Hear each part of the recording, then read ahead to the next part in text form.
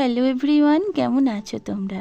আশা করি তোমরা খুব ভালো আছো আর আমিও ভালো আছি। হাওড়া জেলার ছোট্ট একটি গ্রাম থেকে আমি কাজল তোমাদেরকে সাথে নিয়ে এখন থেকে ব্লগটা শুরু করলাম। আই হোপ ভিডিওটা তোমাদের ভালো লাগবে। আমার এই ছোট্ট সংসারে তোমাদের সকলকে স্বাগত জানাই। সকালবেলা ঘুম থেকে উঠে এই যে সমস্ত কাজ টুকিটাকি সেরে তারপরে এই যে মেয়েদের রেডি করে দিচ্ছি, আর ওরা স্কুলে যাওয়ার পরে বাকি কাজ করব।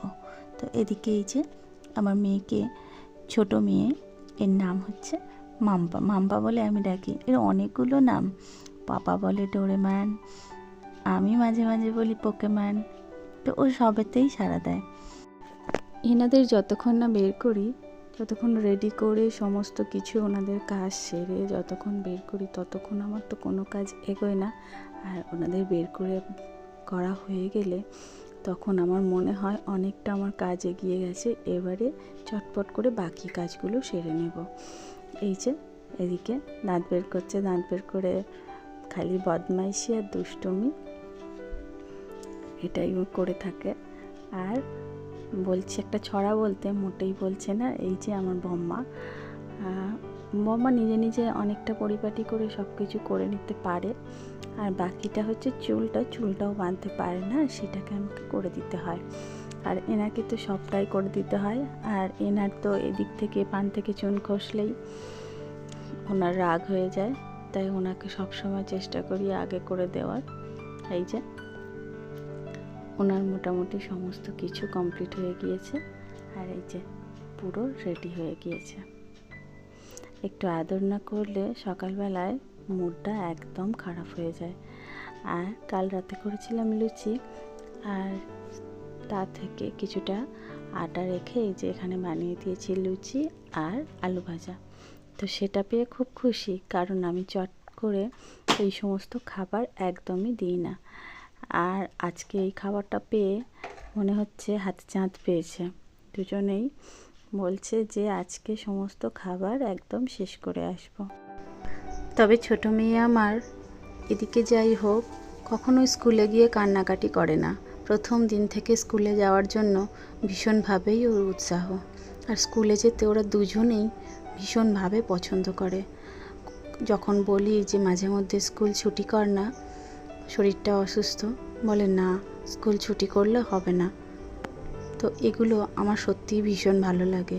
অনেক বাচ্চাকে দেখি ভীষণ কান্নাকাটি করে, স্কুলে যাওয়ার জন্য যেতে চায় না। তবে আমার মেয়েদের নিয়ে এই সমস্যাটা আমাকে কোনোদিনই পড়তে হয়নি। শুধু তাই নয়, যখনই আমি বলি পড়তে বসার কথা তখনই পড়তে বসে। তবে বাচ্চারা যেরকম হয়, কিছুক্ষণ পড়ার পরে মনে হয় যে না এখন আর পড়তে ভালো লাগছে না, তখন আমি বলেই দিই যে না পড়তে হবে না। তবে কিছু জিনিস আছে, কিছু সাবজেক্ট যেগুলো করতে চায় না, জোর করে করাতে হয়, কারণ কিছু করার নেই। কিছু জিনিস তো ভালো লাগে না, সেগুলোকে তো আমাদের মেনে নিতে হয়। বোঝাই তো মাঝে মধ্যে, আর যখন না বোঝাতে পারি একটু রাগারাগি করি, আর বকাঝকা করলে খুবই কষ্ট পায়। এদিকে আপনাদের সঙ্গে কথা বলতে বলতে আমার অনেকগুলো কাজ এগিয়ে গেল। আর যদি ভিডিওটা এই পর্যন্ত একটুও ভালো লেগে থাকে তাহলে একটি লাইক দিয়ে আর চ্যানেলটিতে একটি কমেন্ট করে যাবেন, তাহলে আমার ভীষণ ভালো লাগবে।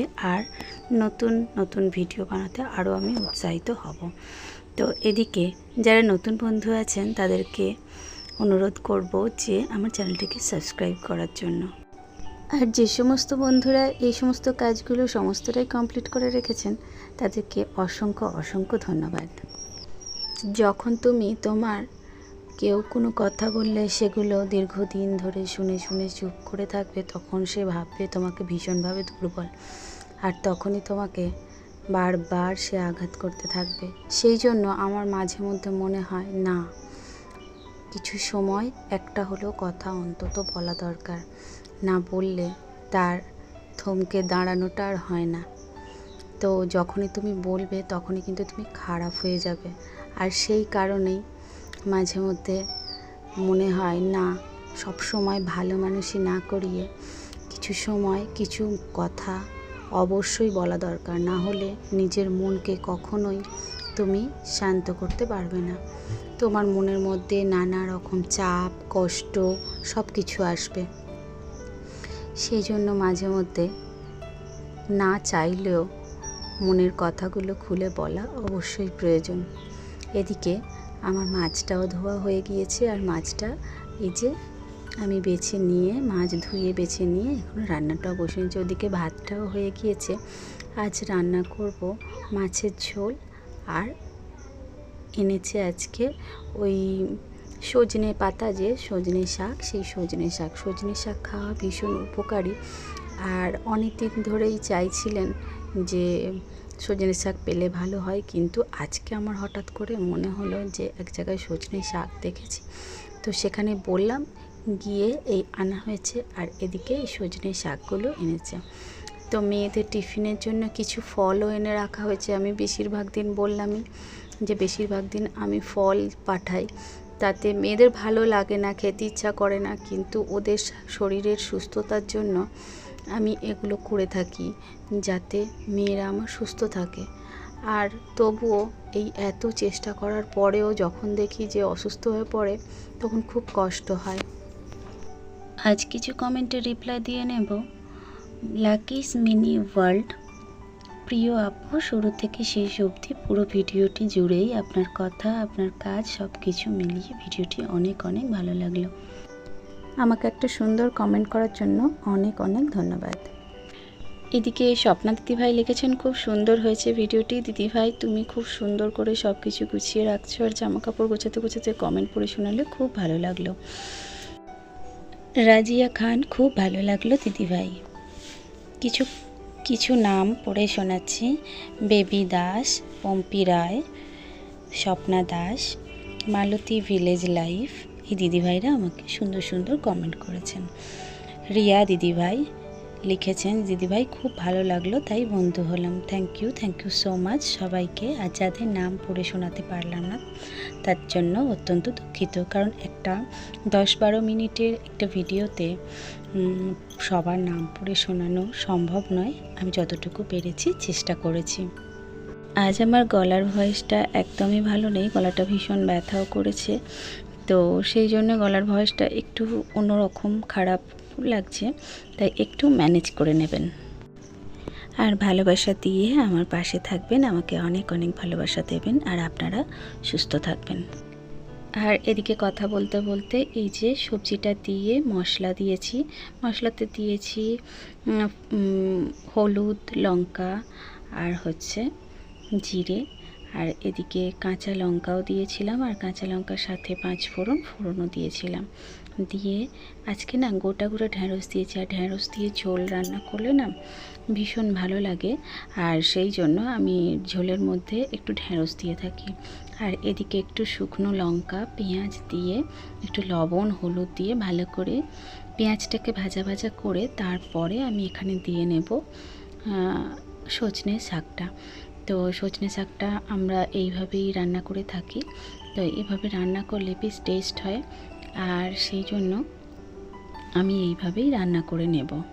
তো এখানে সজনে শাকটা বেছে দিয়েছে আমার শাশুড়ি মা, তো ওনাকে বললাম যে একটু দেরি হয়ে গিয়েছে, একটু শাকটা বেছে দিলে আমার একটু সুবিধা হবে, বলতে উনি বেছে দিয়েছিলেন। সজনে শাকটা বাছতে একটু টাইম লাগে, কারণ মাঝে মধ্যে শাকের মধ্যে পোকা থাকে, আর সেই ভয়টাই পায়। তো এদিকে কিছু বাসন ছিল, সেগুলোকেও সুন্দর করে মেজে ধুয়ে পরিষ্কার করে নিলাম, কারণ একসঙ্গে অনেক বাসন পড়ে গেলে তো আমার একটু কষ্ট হয়, তো সব তাড়াতাড়ি করে করা যায় না। মাঝে মধ্যে অনেক বাসন নিয়েই বসি একসঙ্গে, তো মাঝে মধ্যে যখন দেখি যে কাজগুলো তাড়াতাড়ি হয়ে যাচ্ছে, তখন কিছু কিছু করে বাসন আমি এরকম মেজে নিয়ে থাকি।